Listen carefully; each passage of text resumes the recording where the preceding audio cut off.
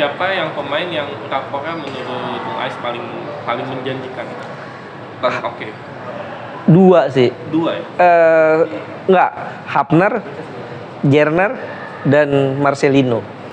Hai, balik lagi di konten podcast bola dan kita baru saja Timnas Indonesia ya menyelesaikan perjalanannya di Piala Asia 2023 di mana kita sebelumnya sudah mengundang Bung Ais yang dia tuh cenayang banget ya. Dia udah prediksi kita bisa lolos dengan 3 poin dan benar kejadian. Maka dari itu kita undang lagi nih. Halo Bung Ais. Halo, Koro sehat? Alhamdulillah baik. Ini cenayang kita nih. Dia udah dari sebelum satu bola ditendang, dia udah prediksi kita lolos 16 besar, cukup 3 poin aja. Cukup 3 poin. Ya karena gue berasumsi dengan ada Irak di sana, Jepang di sana, Vietnam di sana, yang paling mungkin kita menang Vietnam. Sementara Jepang dan Irak berat. Karena juga kan sebelum turnamen itu kita di kualifikasi Piala Dunia berantakan banget ya. Tapi alhamdulillahnya ada progres sehingga kita di 3 pertandingan itu ada selalu ciptakan gol dan itulah yang menjadi salah satu modal buat bersaing ya, meskipun ada bantuan dari negara lain juga. Iya, dan alhamdulillahnya Kyrgyzstan membantu kita ya pastinya. Ya pertanyaannya, kita beruntung nggak sih lolosnya? Kan banyak yang ngomong tuh kita lolos karena beruntung gitu, dibantu Kyrgyzstan. Coba kalau Kyrgyzstan nggak cetak gol, kayak kita nggak akan lolos juga gitu. Iya, ya kalau ditanya beruntung apa tidak ya, dalam sebuah tim selain performa, selain kedisiplinan, usaha, itu juga butuh keberuntungan.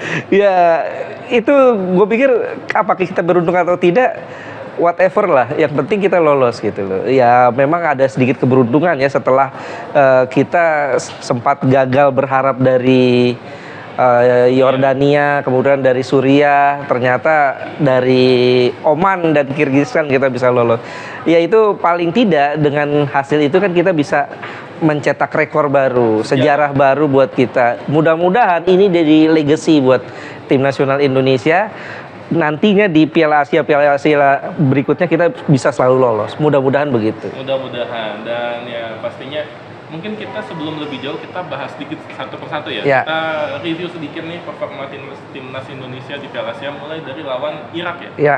Kita kalah 1-3, berawal dari kebobolan lebih dulu, kita sempat balas, lalu muncul ada gol yang agak menyesakan itu, sampai ke babak kedua kita dihajar. Gimana? Ya kalau gue pikir di saat itu lawan Irak sebetulnya kita memulai pertandingan dengan sangat bagus.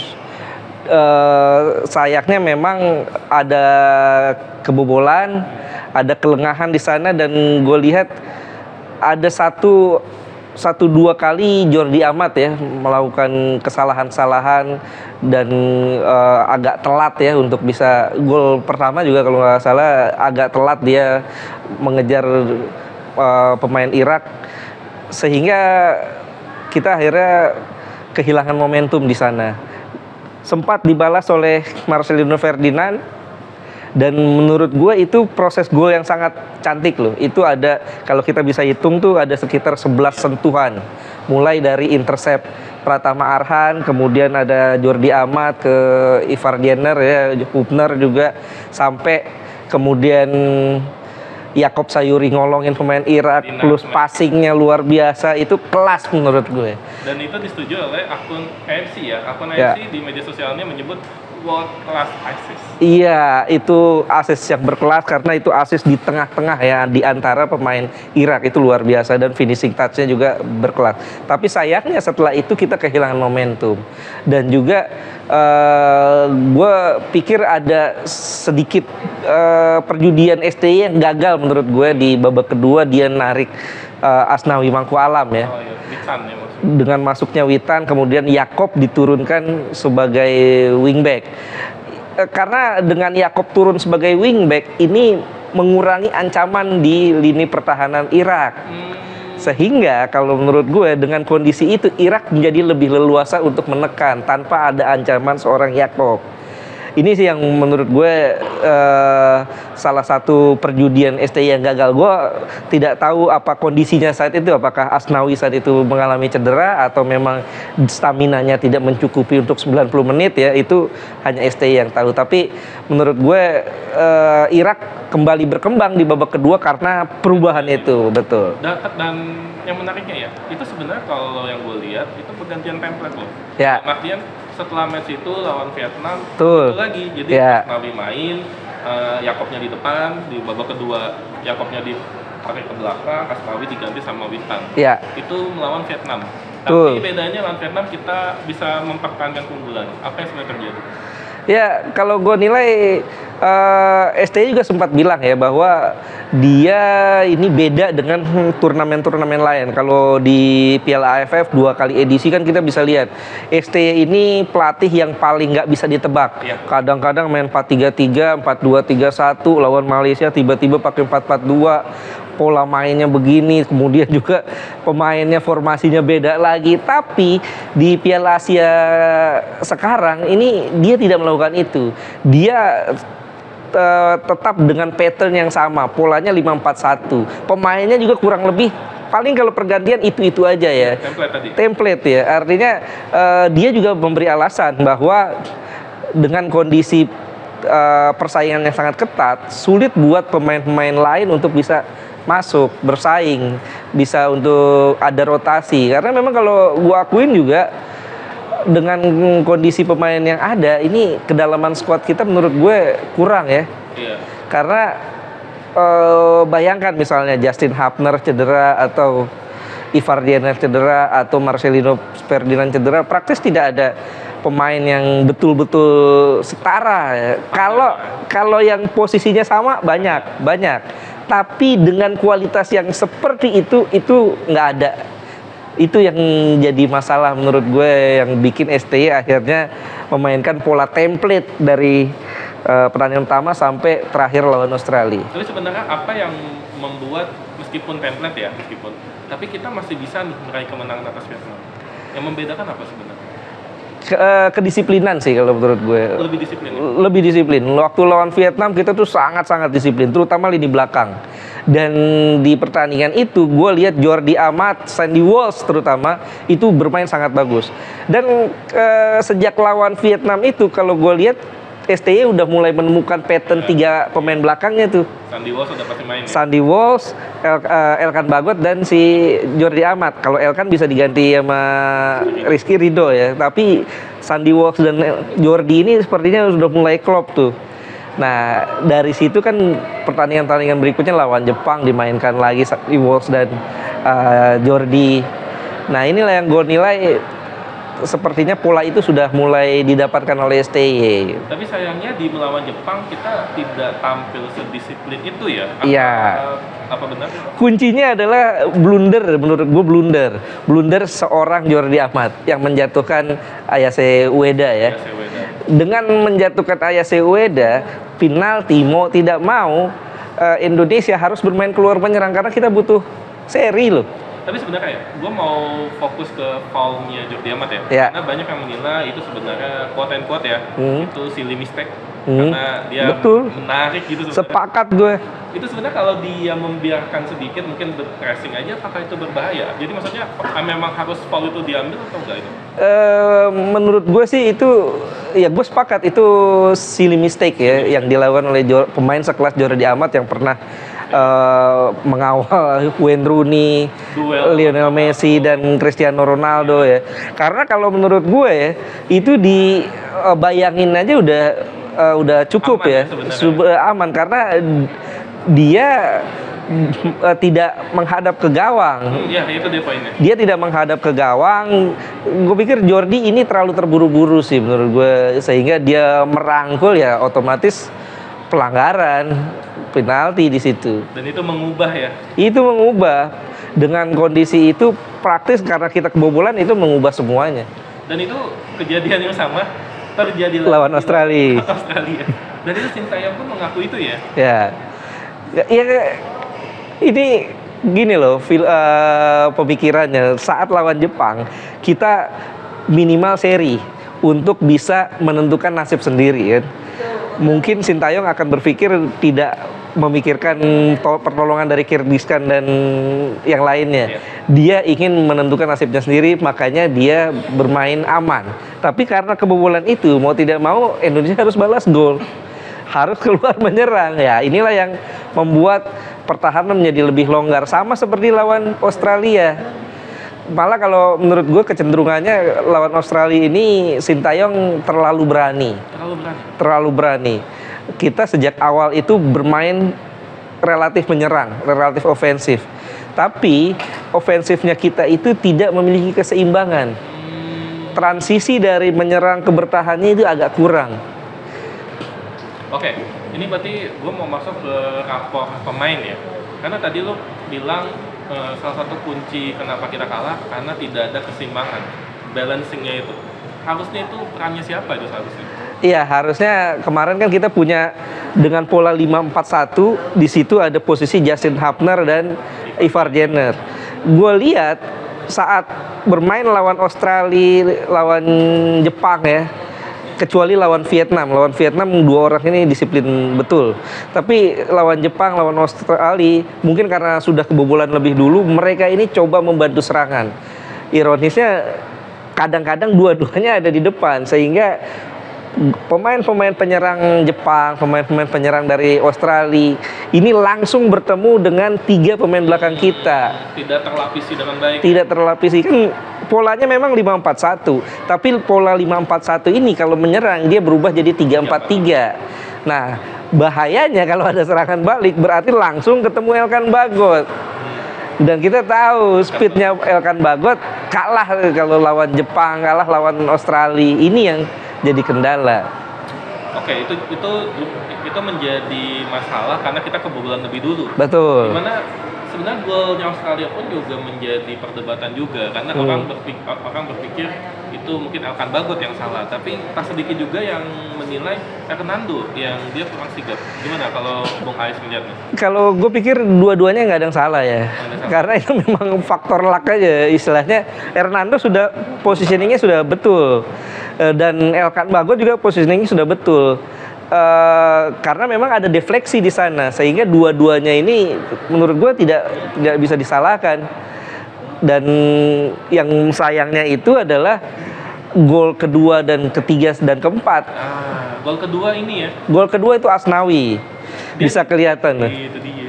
Karena harusnya kalau kondisi menghadapi Australia yang punya pemain-pemain kuat dalam duel-duel udara, kita nggak boleh tuh ngasih kesempatan angkat bola. Menurut gue sih Asnawi dan Sen Patinawa yang ada di kiri. Iya. Kalau dia bisa blocking, betul, dia blocking di sana nggak bisa angkat, bola tidak akan terkirim ke tengah kan. Nah, dan yang di gol keempat juga Harry Sotar dengan mudahnya tanpa ada pengawalan. Harusnya akan bagus ya, harusnya itu ya. Ya kalau itu kita lupa ya siapa ya yang pasti. Karena biasa sepanjang pertandingan itu istilahnya temannya Harry Sotar ya akan bagus sebenarnya. Betul, yang tingginya sama ya. Kalau bisa setara lah kurang lebih. Ya memang inilah sebetulnya kelemahan kita ya, ini sebetulnya udah bertahun-tahun ya.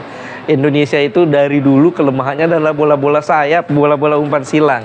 Ya di era kali ini lebih mending ya, karena kita punya pemain-pemain tinggi seperti Elkan Bagot, Jordi Amat, Hapner, Rizky Ridho juga lumayan tinggi. Rizky Ridho lebih ke jamnya tinggi ya. Kuat dia, betul. Oke, itu mungkin secara personal ya. Ini gue mau lebih ke secara menyeluruh nih dari 4 pertandingan ini. Siapa yang pemain yang rapornya menurut Bung Ais paling menjanjikan? Oke. 2 sih. 2 ya? Enggak, Hapner, Jerner, dan Marcelino. 3 ya? 3. Menurut gua boleh sedikit dikupas. Marcelino dia tampil pede ya di pertandingan Piala Asia ini, dan walaupun dia dimainkan bukan di posisi aslinya, dia lebih ke sayap kiri, dia justru menemukan Marcelino yang lain, sisi dia yang lain. Dia lebih punya kecepatan di sana, lebih punya space di sana. Cuman satu PR-nya, Marcelino harus bisa lebih mengasah finishing touch-nya. Iya, dia sebenarnya dapet peluang ya sebenarnya. Kurang tembaknya banyak loh dia. Dia kalau nggak salah ada 3 kali peluang tempakan ya sepanjang 4 pertandingan itu yang harusnya bisa paling nggak membahayakan lah. Tapi target ya minimal. harusnya on target. Tapi kan ini melayang ke atas semua ya. Tapi memang itu nggak mudah. Susah. Tapi kan yang tadi Mas Ais juga singgung, dia sempat ini ya, cosplay Gareth Bale ya. Betul. Mirip ya. Lawan Vietnam ya. Iya, sampai harus kartu. Dan dia pinter loh. Saat dijatuhkan, sebetulnya dia bisa loncat, tapi dia mengkaitkan kakinya. Itu yang bikin akhirnya kartu kuning. Kartu kuning kedua. Buat kita ya. Waktu itu Marcelino, Jenner dan Hafner. Jenner dan Hafner, keduanya ini terutama Jenner ya. Jenner itu bisa sangat kuat ya. Dia pemenang sekali ya, bisa menjadi ball winner di tengah. Kemudian juga Hafner juga begitu. Dia selain kuat, tapi memang kelemahannya kedua-duanya ini kedisiplinannya ya, koordinasinya ini kadang-kadang dua-duanya maju ke depan sehingga di tengahnya ini kosong. Saat ada serangan balik praktis langsung ketemu dengan 3 back kita. Mungkin mereka perlu belajar ini ya, dengan dulu kita juga punya double pivot bagus ya. Ya. Firman Mutina dan Ahmad Bustomi ya. Firman Mutina, Ahmad Bustomi, kemudian juga ada Ponario ya, Ponario dan juga Samsul Herudin ya. Itu mereka kuat, mereka tahu gitu kapan harus yang satu menyerang, yang satunya bertahan gitu ya. Tapi ya mesti tetap ada yang ditugaskan sebagai siapa DM, siapa CM. Karena kita ingat ya dulu di tim nasional Inggris kan ada Steven Gerrard dan Frank Lampard. Dua-duanya punya karakter yang sama, dua-duanya box to box midfielder. Tapi kalau main di timnas Inggris biasanya kan Gerrard yang dimainkan sebagai DM, Lampard yang lebih ke CM. Dan gara-gara itu Paul Scholes jadi nggak dapat main. Betul. Masih ada Paul Scholes waktu itu. Betul.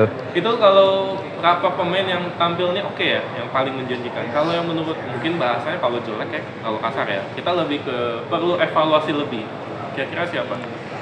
Yang siapa ya, kalau dari 4 pertandingan ini ya gue nilai Kambuaya ya. Kambuaya setiap dikasih main kan beberapa kali seperti kelamaan megang bolanya terlalu lama, terlalu kurang efektif ya. Gue pikir Kambuaya lah yang tidak terlalu perform ya di turnamen ini. Padahal Ricky Kambuaya merupakan pemain kunci kita ya ketika Piala AFF 2020, betul. Ya itu lagi bagus-bagusnya ya. Tapi memang kondisinya dalam beberapa tahun terakhir agak menurun Kambuaya ya. Secara khusus gue mau ke Hernando. Bagaimana secara penampilan dari 4 pertandingan, kebobolan 10 gol ya? Ya gue pikir sih nggak semuanya salah Hernando ya. Saat ini dengan kondisi liga yang kita punya, Hernando kiper terbaik kita lah. Kiper terbaik kita. Kecuali nanti kalau Martin Paes datang ya. Lain cerita. Akan kita bahas di berikutnya ya. Iya. Satu-satu dulu. Iya, Hernando kiper terbaik kita lah. Memang banyak kebobolan tapi tidak sepenuhnya semua salah Hernando. Dan dia ada save berkelas ya. Betul. Lawan Vietnam. Berkali-kali save berkelas lawan Irak, lawan Vietnam. Ya sebelum terjadinya gol itu walaupun offset ya dia melakukan save kan. Memblok sundulan Muhammad Ali tadi itu. Walaupun offside. Cuma mungkin kalau dari gua berpikir mungkin Bung Ais juga setuju atau enggak, komunikasi ya. Karena berkali-kali kayak ketika ada bola crossing, dia dan back tuh kayak rebutan gitu. Iya. Harus ada komunikasi mungkin itu tuh ya. Kalau gue nilai sih di belakang ya, di belakang ini Jordi ya yang menjadi titik lemah sih menurut gue. Jordi bukan ini, gue nggak sebut Jordi pemain nggak bagus ya. Ini pemain bagus, pengalamannya bagus, tapi usia yang sekarang performnya tuh setelah dia pindah ke Malaysia tuh performnya menurun. Terus menurun, kecepatannya terutama yang menjadi masalah dia. Dan mungkin di Piala Asia ini juga dia masih terkendala cedera bahu ya. Mungkin itu jadi salah satu yang membuat dia performanya agak menurun. Meskipun begitu, faktanya Jordi Amat menjadi tumpuan. Ya, bahkan wakil kapten lagi ya. Bahkan ketika Asnawi ditarik, dia yang berpegang ban kapten. Ya. dan dia menjadi salah satu pemain yang bukan dari Liga 1 selalu masuk tim intinya Sintayong. Pertanyaannya, kenapa pemain Liga 1-nya dikit banget ya? Kalau hitung-hitung lawan Australia itu yang Liga 1 paling Hernando sama siapa? Yakob, ya cuma 2. Cuma 2 ya bahkan. Yakob. Dari 11 tuh cuma 2 loh dari 11. Ya, waktu lawan Australia. Iya. Ya. Ya memang ini kan cukup beralasan lah. Aduh. Ya kita tahu sendiri kan gimana kualitas Liga 1 kita. Ini yang bikin kita dan Sintayong beberapa kali